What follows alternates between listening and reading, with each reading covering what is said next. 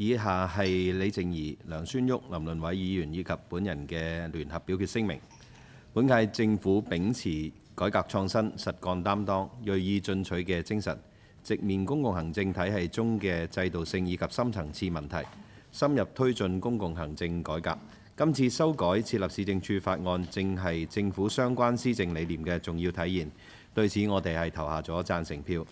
我哋注意到，雖然法案建議市政處專有人員、通則人員及主管人員喺新法生效後可以重新簽訂行政任用合同，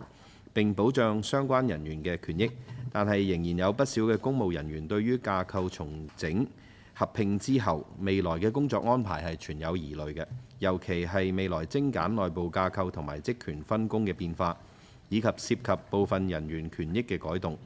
建議政府以人為本，成立專責跟進小組，及早與人員溝通、聆聽意見，主動介紹精簡架構嘅變化，緩解受影響人員嘅疑慮，並且提供必要嘅適應崗位方面嘅支援，以至係情緒、心理方面嘅輔導等等協助，讓員工係盡快適應新嘅工作崗位，順利過渡，為後續嘅行政改革工作係樹立模範。我哋更加關注當局提到，當法案通過之後，將會修改部門組織以及係運作配套法規。